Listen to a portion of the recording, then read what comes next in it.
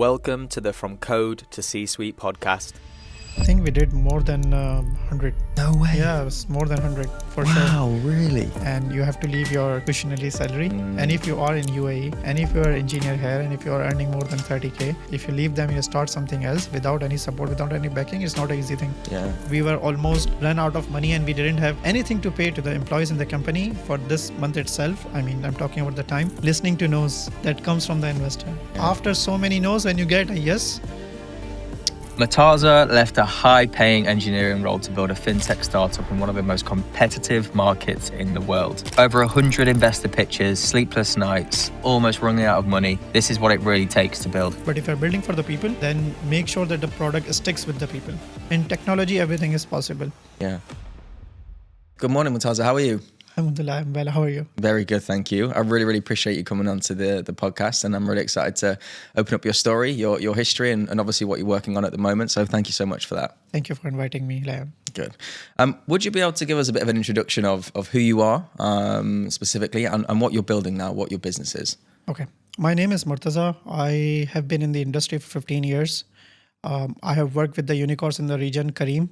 And after that, I have been with Coffee App and Huspi, PropTech. So I have been into multiple businesses where multiple domains from ride hailing to PropTech. Currently, I'm building a fintech startup called Strable, and it's a financial operating system to do everything related to payments. Nice. Awesome. And you've obviously had a really good history of the businesses you've worked in and very well-known names in this region for sure. Tell me more a bit about Strable. We'll dive into your history before that, but what are Strable doing and what are you guys building and what problem are you solving in the world right now? So we basically started as a try now, buy later platform where you can try items without paying for it. But seems like this market is basically it's not understanding what we're trying to do. So we still have the solution, but we are also supporting all type of payments where you can, we want to democratize how the payments are done in the region. So right now, when you go to, let's say you want to buy something from IKEA, you will fill their 1,000 field form. Then let's say you have to buy something else from Amazon, you fill their another form. And every time you have to fill the forms every time. So we want to consolidate everything into one checkout solution where you can do everything from one screen. It could be BNPLs, it could be wallet transactions, Apple Pay, Google Pay. If you are in Saudi, we are in Saudi, and you can do STC Pay transactions, etc., from one screen without filling out your forms again and again and again. Okay. And which saves you a lot of time. And we do one-click checkout. This is what we are saying, one-click checkout solution, which means by one click, you can complete your checkout. And we provide a biometric authentication as well, which you don't have to remember your passwords. Once you are signed in, just register your biometrics and you're all done. Yeah, I'm terrible at that, remembering passwords on different platforms. Exactly. Same. And I always feel like I have the same one, but then I've added like an extra number on the end of the password to keep it changed. Exactly. And we have solutions for that, the password managers, etc. Yeah. But with the moving technologies and everything, I think passkey will become a lot of easier for future technologies as well. Yeah, that makes sense. So when you say try now, buy later, right? Try now, buy later. What sort of products in the market would that be that specifically you'd be doing it with? Anything? So the problem that we faced, why we started this, the back history of is it like we were ordering few things. I personally have experience ordering a lot of things from Amazon and getting something else. So once I remember, and this is the story I tell to everybody, is that once I ordered shoe rack. Okay. Kitchen rack. I ordered a kitchen rack from Amazon and I got a shoe rack. Oh my God, no way. Yeah. And when you return it, it's a hassle to return the products as well. Yeah. So they will come, they will collect, they will verify, etc. So why not when you get a product, you try it. If you like it, you keep it. Then you pay at the moment when you keep it. So this is the idea for Strable born at that time for try now, buy later, where all the products on the platform will be available to try.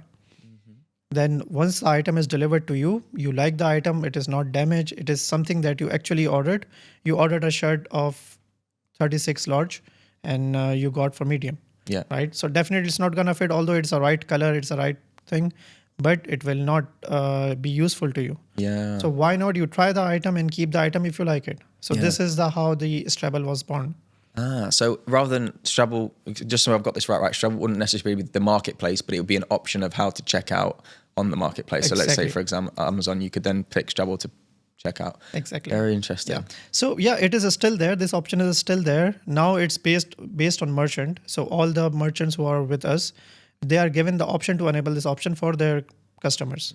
So if they choose to give this option to their customers, we are still supporting those. Interesting. Okay, cool. That makes a lot of sense because I think, some people as well, if it's more of a high ticket item, they might not want to buy it because they're unsure whether they like it or not. But if they get it and they love it, then that increases sales for the platform, the e-commerce platform as well. Correct. And this is the idea we started with. And later we integrated multiple features into the system. Now you can do payment link payments and QR code payments, etc. into from one platform, which is unified and have a standard screen where you know what you are doing and what you are paying. Sometimes there are stories. I have been frauded for 1,500 dirhams. Wow. The transaction for 150 dirhams. Yeah. So you don't know what you are paying for. So when you know what you are paying for, everything is on the screen and you pay for what you are seeing.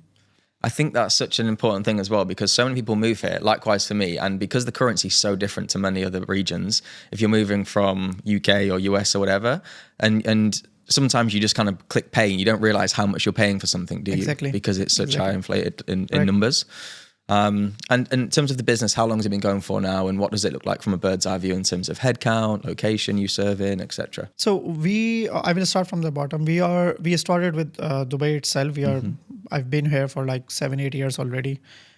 We started from here, but alhamdulillah, now we are in 2-3 countries. Nice. We are expanding heavily in Saudi Arabia. Amazing. We are getting our banking license in Saudi Arabia as well. So as per headcount, we kept it lean. We have a simple theory of hiring what we need, not extra hire, so we don't have to let them go when the time is tough. Yeah. The people who are with us, we had another business before, and the people have joined from that business, and we are continuing with that team. And we increase a little bit of headcount. Let's say we have 7 people at most. Yeah. And all the solutions, everything is built in-house. Nice. Nothing is built by a third-party agency or a company because we want to control the quality of the code, whatever we are doing. Because I have been in the industry.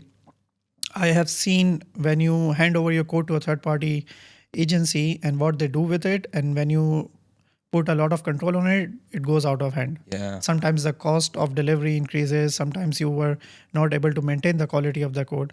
That's why we decided that the 2 basic criteria we have and 2 basic rules we have in the company is that we will only hire when it is topmost important to hire people if it is too much workload. Yeah. And keep the quality control on the code. Yeah. And everything is built in-house. Nothing is outside. We don't expose the code anywhere. Yeah, makes complete sense. And I think as well as business, it's more valuable, right? And more bespoke if it's built in-house as well. In fact, if you are a fintech business, you have to secure, and we are PCI DSS certified. So we have to keep control on all the data coming in and going out. Yeah, awesome. Okay, that makes sense. Cool. Well, look, let's turn back the time a little bit. How did you initially get into tech? Like what sparked your interest and how did you turn to be a software engineer back in the day, I guess? It's an amazing question. It all started, I think it was vision of my father. Okay, nice. It was the time when I saw the first computer in my father's office. It was a 386 computer. The people who will listen to this will definitely, if they know what 386 computer was, it was not like a Windows or it was a black screen DOS prompt computer where you can, I started learning the programming language BASIC. And from there it has started. So I'm assuming it's like a big computer screen, right? No, it was still a small, but nothing was there. Like it was not, mouse was not there. It's only a keyboard. Yeah, there was no mouse. Wow. So it's only a command prompt and a basic programming language. It's called BASIC. So you have to go to this line and do this, etc., etc. So that sparked my interest, and it is, I think, in 1999 or 2000s I'm talking about, or I think before it. I don't remember exactly what year it was. But after that, my father saw what is going to happen in the market. He was probably a visionary in that field. And he introduced me to an institute. And that's where I learned for the first time a language called C++. So C++ became the basis of my my computer introduction into the tech. From that, I never stopped learning computer science. I think that was the start of my introduction to the tech world. So that's how it started with my father imagining or seeing that what is going to happen in the world. Yeah. And he really liked computers. Really? That's and good. the mobile phones. He was Interesting. fond of two things. Mobile phones. The first mobile phone was also given to him by, he was a government employee, so he was in a good position there. So the government gave him the computer and the mobile phone. The Yeah. first mobile phone was the EMS phone without the SIM. And you can have to upload the number there. It is connected, and that's where I first saw the mobile phone also, Wow. And this is back in Pakistan, right? back in Pakistan. Wow. It's so interesting because when I've spoke to people about how they got into tech in the past, right, a lot of their parents that have been from previous generations never really saw how big it was going to be, tech. So Exactly. when people wanted to take that avenue in terms of schooling and things like that, it was like, no, you need to be a doctor or a lawyer or whatever, right? So it's really great that he saw that and the opportunity, how big it would be. I mean, we break the tradition multiple ways. It started with my brother also, because my brother is my elder brother. He went into Siemens and SAP and everything. So looking at him, of course, I got motivated with a lot of things. But this computer science, introduction to the computer science itself, and I did my bachelor's from UK, I saw how big is the field. Yeah. What you cannot do. And with all this AI and everything, the boom is going on. Yeah. You are seeing only the tip of the iceberg. There's a lot of things going on which we do not know about the technology can do. In the field of medical science, in the field of aerospace engineering. You saw 10 years ago, who knew about SpaceX? Yeah. What wonders they can do. Can you imagine 20 years, 10, 15 years ago that a rocket will land itself? It's crazy, actually. It's crazy. Yeah. It's Scary. basically engineering and computer science feat. Yeah. Because everything is controlled by algorithm. And if you want to write an algorithm, it's basically computer science. Yeah, it's scary to think what the next 20 years are like, because I think the progression's only going to get quicker as well. So tell me, when you started to get into computers and technology back at home in your father's office, then you went to university, right? So you went to the UK for university, is that right? Yeah. Nice. So I went to Staffordshire University for completing my bachelor's, and that's where the basis of everything was set up. And after that, I moved back to Pakistan. I started my first role as an open source engineer, working with Python and PHP. Nice. And I kept switching between technologies, so to understand what is going in the market. So when I started as an open source engineer, I developed multiple systems, but the curiosity was always to learn more and see what can be done. And after like 2-3 years of my graduation, I saw that the trend is trending towards mobile applications. And then there was iOS mobile applications, and iOS was newly launched, and there were people building lighter apps or flashlight apps on iPhones. Yeah. You have seen that thing, right? God, I remember when actually the flashlight on an iPhone was like Exactly. amazing. And now that's such a basic thing that it can do, isn't it? Exactly. So my first iPhone was 3GS or 3S, iPhone 3GS. So when you tap on the screen, the icons will jiggle to let you know that you can remove the app. Yeah. It was a new interface altogether, and nobody have seen it. So that's intrigued me to develop mobile applications. So I switched from the open source engineer towards mobile development. And my focus was to develop mobile applications, but eventually I was developing more of Android applications than iOS applications, but I developed iOS applications as well, and a lot. Did you prefer actually coding for Android, or just happened to be the demand was great? The demand was higher for Android. The place I was working for, the company I was working for, the demand was higher for Android applications. And eventually iOS applications came into the process as well. Yeah, nice. But iOS was more, there were so many criteria you have to take care of in iOS, because iOS is a very closed platform where the applications are reviewed properly. Android is you build anything and upload into the App Store. Yeah. And they still have the same thing. They don't have too much guardrails on what you can develop. Would you say it's harder to build iOS apps than it is Android, or? Back then, yes. Yeah. Back then, it was definitely, because you have to learn a new language. It was Objective-C before. And for Android, it was Java, and Java was based on C. So people who learned C or C++, who have a good basic on C, they can develop any on Java easily. But Objective-C is a very different syntax altogether. Yeah. So the people who have developed an Objective-C would know what the hassle and what I'm talking about. It was a very different system. Makes sense. And then was this your first role in the industry? Like, where did you actually find your first commercial position, and what did that look like? Commercial position as in my first job. For right? a full-time Yeah. role in the, yeah. It was in 2000, end of start of 2010. And the first role, as I mentioned earlier, was an open source engineer, where I was developing applications for a US-based company. And it was based on Python and PHP. Yeah. So after that, I grew towards the mobile applications and then towards the backend systems. Nice. And then how did you end up in Dubai then? How did it come around that you was going to move here and join Kareem? Was that your first role in the region here? Yes, correct. Basically, I joined Kareem in Pakistan and they moved me here. Oh, really? Nice. Yeah, it was also for mobile application. Then I grew towards the backend development and a lot. Thanks to Kareem. I mean, Kareem, anybody who has worked at Kareem back in between 2012 to 2017, 18, Kareem was an institution. And I have learned a great amount of deal with great amount of people there. I mean, I worked with like 15, 20 plus nationalities, and I've learned from every one of them. It was an amazing, amazing journey. Kareem was, I will never forget Kareem, of course. And I mean, kudos to Mudassir and Magnus if they will ever listen to this. Yeah. I mean, look, it's like such a success story. Everybody knows Kareem, right? You can't, everybody uses Kareem. It's and it massive gave a boom to a lot of people. Yeah. Not just from the sellout of Kareem to Uber, but working with the different technologies, getting to know the challenges, scaling a business. I remember when we did more than 1 million right in a day.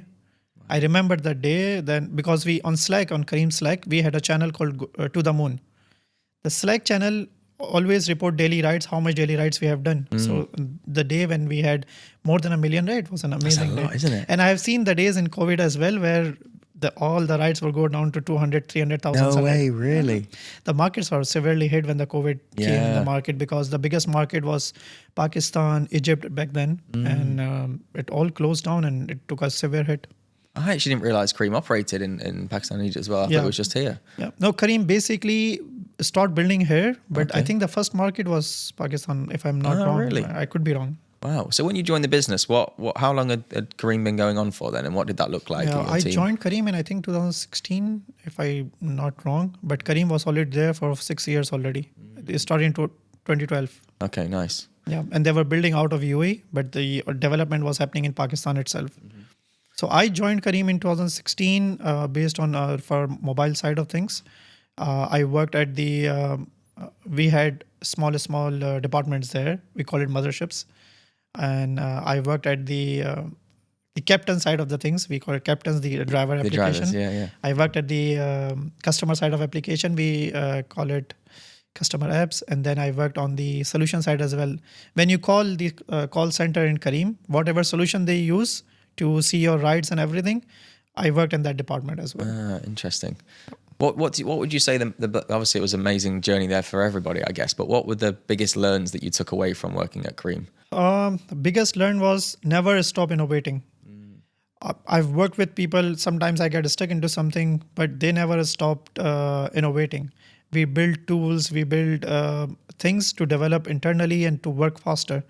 So do not limit yourself. This is the biggest learning that I took from Kareem is do not limit yourself on anything.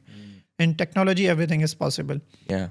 If I in retrospect, if I compare my years at Kareem and I compare what's now, I think everything is possible. The amount of code we were writing back 5 years ago can be done in 10 minutes right now on OpenAI or Gemini or Claude or anything. Makes everything more possible, doesn't it? More possible to do. But you don't limit yourself. Your thinking is your power. If you are not thinking to innovate, you will never innovate. Yeah, that makes sense. And this goes in my business development as well, that we are thinking to innovate every day, how we can make customer journey easier and easier. That makes sense. And how about the whole fintech side of it? How did you get into fintech? What sparked your interest actually in fintech itself? That's true. I think what sparked my interest in fintech is it involves money. Yeah. And everything revolves around money. So I mean, I will mention here my co-founder Zaid here, and he reached out to me. We met at some event and he presented me with this idea of try now, buy later. And it's really sparked my interest. And that's how I entered into the fintech domain.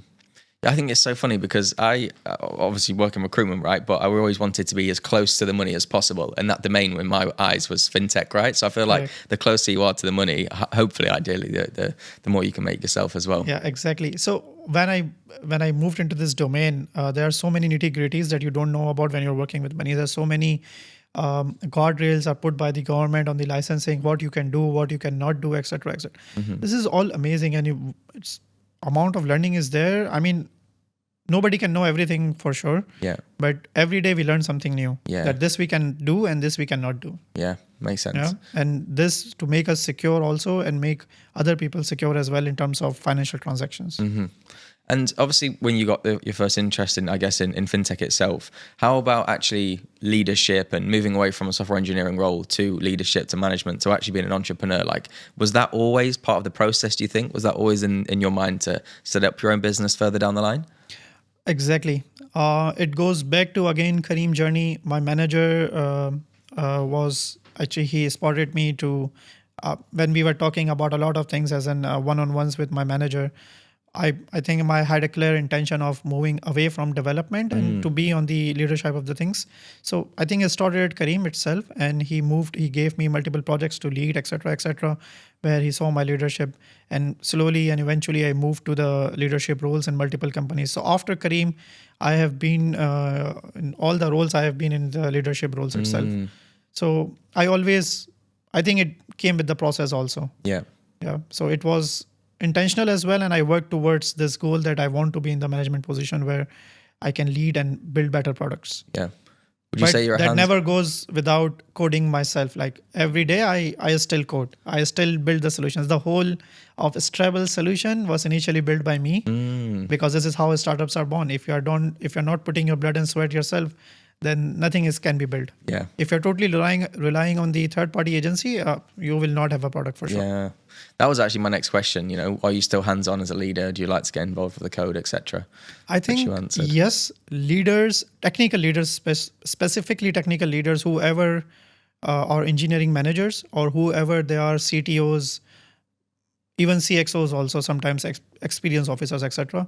There needs to be hand-on. If you don't know where the problem is, you will not be able to solve. If you don't know how to build a solution, the technology changes rapidly. What technology was there 5 years ago, there are a lot of new things came in those technology. And if you are still stuck with the same mindset you have, right? I call it a treadmill mindset. Yeah. You know, when you are on a treadmill, you are walking, you are running, but you're not moving anywhere. I call it treadmill mindset. Yeah. So you are stuck with that error. So you have to move out. You have to keep renewing yourself. So it's my practice. I still code every day, 1 or 2 features. I still develop it myself. Now with the help of new AI tools, it is much easier, but it gives you a new perspective on things as well, what can be done better. Yeah. How do you stay up to date with, obviously technology changes so quickly, right? So on the leadership stuff and obviously being involved in the code yourself, how do you stay up to date with new frameworks, new libraries, new technologies, stuff like that? As a tech guy, I'm always connected with what is happening in the tech world. Yeah. There are a lot of tools available where you can be updated with the new technologies, new frameworks which are coming. But you only jump onto the frameworks if you know the basic on the framework is built on. Yeah.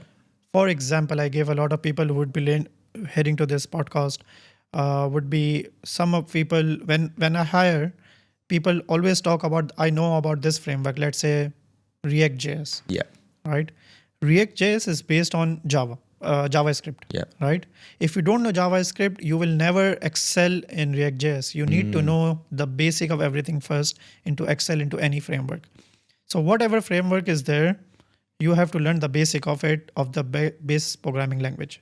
If you know the base programming language, I never learned programming language, by the way. Java is just, I like to use Java because it's always there and I used it and it is easier to use for me. Yeah. But I never learned a language. I always learned the basic. And this is what I learned in my time in UK, and the teachers were always teaching the concepts. Yeah. So if your concepts are clear, any language is possible. Let it be a Golang or whatever new languages are coming, Dart or Flutter, etc. New frameworks will keep coming in, but the basics will never go away. So you need to be very strong in your basics. If you are a technical leader, it becomes 100% more important that if you're a leader, if you are hiring for, let's say, future technical roles, And if you don't know what you're hiring for and what the other person will do, then I think it would be a big minus for you. Yeah. I think you're right, isn't it? Because let's say, for example, you don't know the basics as a leader and you're hiring juniors and you need to mentor them. You need to teach them the basics first before they then jump on to React or whatever after that. So it's going to be difficult, right? Yeah, 100%. Doesn't go without saying that as a technical leader, you have to be updated with the technology. I think it's same goes in every field. Let's say if you're a surgeon, if you don't know how to do a heart bypass, yeah, definitely don't do that one. So imagine what will happen. Yeah, you will not have new surgeons. That is definitely going to end up very bad. Yeah, exactly. And where did the entrepreneurial spirit come from then? Like, what was that? Do you think maybe you learned that from your dad as well? Or like, where did it come around that you always wanted to start your own business? Or did it just kind of just happen naturally? This is really tricky to answer. I think it's always in me, but I was looking for opportunities. Okay. So when I got the opportunity, I jumped on it. But it was always there. I had small businesses, even when I was on my day-to-day activities as I was employed in multiple companies. I always had small things going on my side as well. Side hustles, stuff So like that. side hustles, yeah. So entrepreneurship or the idea of doing something of your own was always there. It didn't, I found the opportunity or got the opportunity thanks to Almighty Allah. I've been presented with number of different opportunities and multiple times, and I have got them. Yeah. And that actually went from 1 to 10. That's good. Yeah. Because it's a very different mindset though, right? Because you can be amazing at software engineering and coding, etc. But to take that risk, and once you're a business owner, you have to kind of do the full works. You know, you have to be a bit of a salesman because you have people to join your team. You've got to do everything, right? You know how to market everything. Like there's a lot of skill sets It's not easy involved. for sure. Yeah. It's definitely not easy. And anybody who want to start their own business have to know this, that they will be leaving their comfort zone. Yeah. Leaving the comfort zone is the most hardest thing you will do, because old habits die hard. If you are in your comfort zone and you want to start your own business, you have to leave your 9 to 5 or whatever timings you have, and you have to leave your cushionary salary. And if you are in UAE, and if you are an engineer here, and if you are earning more than 30K, and if you leave them, you start something else without any support, without any backing, it's not an easy thing. Yeah. And with that also, if you have a family, it's a very big jump and very big risk as well. Yeah. And with a family, it must be hard, honestly. Like, I feel like it's tough enough just looking after myself and trying to build a business. Never mind if you have young children or multiple children, a wife, etc. It's a very difficult time consuming. For sure, it's a very different thing to do. What would you say that some of the biggest challenges you faced then since starting a business and growing up in a company? Challenges, faced multiple challenges in the start. When you start a business, everything you have to do it by hand. So the first biggest challenge is that you cannot get enough of yourself or enough of the business itself also. Customer wants XYZ feature on the first launch itself, right? So the first challenge is to maintain the expectation of the customer and deliver the right product. So this was the first challenge. The second challenge was to maintain the quality of the code. So my first hire was not an engineer. It was a QA engineer to maintain what we are delivering to the customer. So anybody who is building products, they would know that the best customer facing applications or customer facing products needs to have the best UX. And I always look into the UX and UI. And this is also I learned at Kareem, that they were looking into the even into the full stops or what copies needs to go in the market, because that represents your business, your brand. If you say something else then in Arabic, something because the Kareem is from the region, right? Yeah. If you say something else in the Arabic, if you switch the language, it has a different meaning altogether. If the word replaces something else, so you will get a different meaning. So that's what I learned as well, that you have to be very specific of what you display to the customer, what you communicate to the customer, etc. So the biggest challenge I saw is to maintain the product quality. Yeah. And there are different challenges in terms of, if you ask me what are the challenges in terms of business growing as a startup. Yeah. That's what I want to know. I want to know this sort of stuff as well. The list is endless. Raising money, giving pitches every day, modifying your pitches every day, presenting your pitches in front of different investors. And the hardest part, listening to no's that comes from the investor. After so many no's, when you get a yes, the list is endless for challenges. And if as an entrepreneur, if you're building in UAE, the challenge was to get the first check from the investor. That must be such a hard experience, I think, like pitching to investors. How many pitches do you think you did before you got investment? I think we did more than 100. No way. Yeah, it was more than 100 for sure. Wow, really? And not only in UAE, we did in Saudi Arabia as well. We presented in multiple events, Biban, Seamless, individual meetups, elevator pitches we did also. Yeah, we wow. literally did an elevator pitch and then an elevator. No way. Yeah. Gosh, that's insane. Over 100, because that's so much time, effort, and also resilience, right? Because naturally, after so many, it's only natural to think, okay, am I actually on the right track here? But all it takes is that one yes, isn't it? It's so important to realize and I think after 20, 30 pitches, you learn the same thing. So it's always on your tongue, what to say, what not to say, what to reply on, because they ask for numbers. How much business you are doing, how many customers you have, how much transaction, what is the revenue. Then in the start, it was really hard to remember all of these things. And I was with my co-founder as well. So he handles a lot of business side of the things. Is he a tech guy as well, or is he slightly business? Is a business side. Nice. He handles all the businesses and everything. But initially, we were together into the pitching practices, etc., in front of investors. Now I'm more onto the technical side of things. Once we get done with the business onboarding, then the technical side comes. Then when I get into the picture, how to integrate the systems, what to build, what not to build, product roadmaps, etc.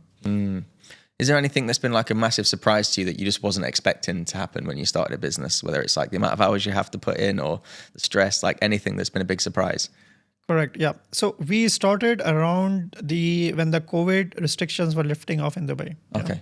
And this is a time when every small startup in UAE or outside UAE, let's say in the GCC or MENA region itself, were getting funding. So there was something in back of my head that yes, if you build a small product and it is something gets stick with the customer, you will get funding. But for us, it was a big journey. It was a big journey. It was not easy. It was a surprise for me that people are asking for a lot of things which are not. I have known startups which raised money on just a pitch deck without any product.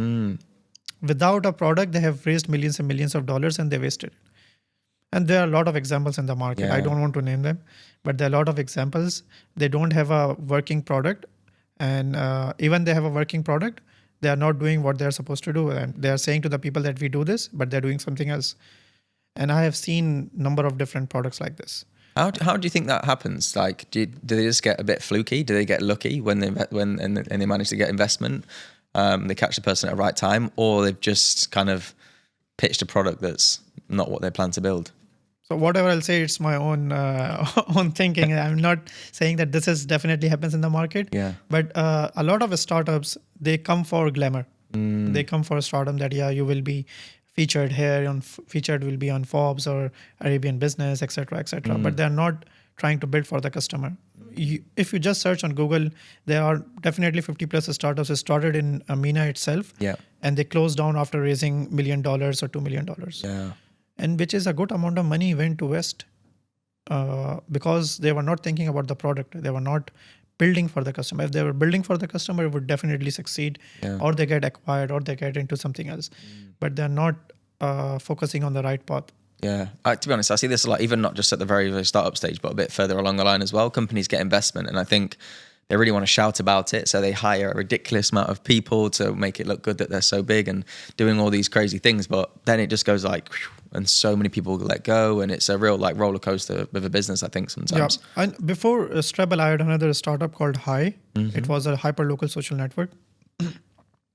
And I remember when we announced the first funding from one of the angel investors, a lot of media outlets reach out to feature you in their newspapers and magazines, and they charge crazy amount. Yeah, the PR and stuff like that. You cannot think, I personally cannot think to pay that crazy amount to be featured in somewhere. I agree. Yeah, I mean, I think especially in the tech world, right, you need to focus on marketing is a huge part of it for sure, but the product needs to be good because people need to want to use it again and again, right? It needs to be the product that's very good. True. I mean, marketing is one of the founding pillars of any product. Yeah. If you cannot market, if people don't know about it, but the best is that it gets famous by word of mouth. Yeah. But now we are in a time where internet is everything. If you are not on internet, if you're not marketing, of course, you will not get noticed by the people. Yeah. But excessive marketing, wasting budgets, you will see everywhere. Even it's not just a story of Mina startups. You will see this in US as well. Yeah. A lot of people waste a lot of money on marketing and a lot of things, and they close down Yeah. without anything, Yeah. without generating any revenue, without generating anything. Yeah, 100%. What if you could give like 3 bits of advice to somebody that would want to start a business, specifically maybe in fintech as well? Like, what advice would you give people? Any business, the first advice I would say them that to have a cushion to you, like have some savings which you can survive at least a year. Yeah. At least a year. And if you are in UAE or GCC specifically, let's say Saudi Arabia and Qatar or UAE itself, you need to have a good amount of money. I mean, where you can survive for 1 year. And if you are with family, then you have to think, multiply that saving per member in your family. Second advice is do not get upset when you hear no from an investor because it's a journey. And I have seen that. I will say one incident where we were almost run out of money and we didn't have anything to pay to the employees in the company for this month itself. I mean, I'm talking about the time. And from somewhere, one angel investor came. Wow. Yeah, that was an amazing moment where everything was like all the chips were down. Yeah. And we got one investor, and now we had actually more than a month to survive. And from there onwards, we started going up and onwards. Sometimes it happens like that, doesn't it? Exactly. So this is resilience. Yeah. So you have to be resilient. You have to believe in yourself. The third point is you have to believe in yourself and your product. If you're building a wrong product, of course, if you believe in it, it will never get succeed. But you have to make sure that your product is basically you're building for the people, not for yourself. If you're building a product for yourself, that's a different story. Then of course, I don't know what will happen if you're building a product for yourself. But if you're building for the people, then make sure that the product sticks with the people. Then if you have a resilience, if you have savings, and if you believe in yourself, 100%, I think 90% or 80% is there that your product will succeed. Yeah. But you have to be there in the tough times. Makes sense. The savings part's really interesting, actually. I was listening to a podcast recently myself, and it was something that resonated with me. And it was like, you really need to have this personal buffer, because not only is it safety for you and your family, but if you're not financially stressed, it opens your mind to have better ideas, because you're not constantly worried about where's the next check coming from, blah, blah, blah. You can actually be more creative with the product and focus more on that. So it frees up that headspace to be able to be more successful in the business. Correct. And there are so many stories out there. I mean, for the savings, yes, this time you can actually save a little bit and you start a business, but move past like 10 years, the story of Airbnb, everybody knows about that. These guys used to sell popcorns on the airport, and that's where they got the idea from to why not we do this Airbnb thing, right? And he was building Airbnb at that time, and it was a different product in the start, and then it pivoted to a different product, but they sold popcorns on the airport as well. So yes, it is a very important part. But if you are resilient enough and if you believe in yourself enough, this would not be a problem at all. Yeah, I think that's it, isn't it? It's that positive mindset, the belief, and then it will attract good things like investment, where if you're very negative and you're not kind of have your eyes open to these opportunities, they won't fall on your lap. Yes, and we learned this along the way. It was not like that we were like this before. I mean, I had sleepless nights on thinking, how would we pay the salaries? How would we pay ourselves also to continue what we are doing? Yeah. And we learned along the way, and the journey improved step by step. Yeah. And we learned this along the way. So if anybody who is listening to this and if you're thinking that you are not the right person, no, you are, but you will learn things along the way. So keep your mind open and positive thinking. Such good advice. I love that. Yeah. Let's talk about the industry itself, right? So over the last 5 years, maybe, what are the biggest shifts that you've seen specifically? Let's talk about fintech. Like, what have you seen the biggest shifts have been across the industry? Fintech has moved away from a lot of traditional things. Now you see that the transactions are happening on biometrics. Previously, you have to enter the card, wait for the OTP, enter the OTP, and there are a lot of frauds happen in the OTP as well. Yeah, people can copy your SIM card and anything can happen. Now it happens on biometric. It sees your face or your fingerprint, then the transaction happens. The fraud management has moved leaps. Now every major scheme have their own set of data, and with the invent of this, it's the wrong word. It's boom of this AI thing. AI was already there. Yeah. The originally paper was published in 1960s or 70s. It was already there.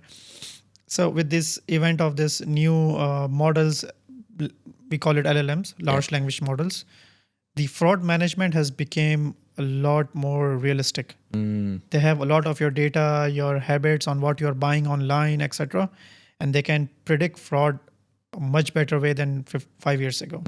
So that shift is, and I think it will improve further with the with local models being built or specific data sets and custom models being built, and I think improve further.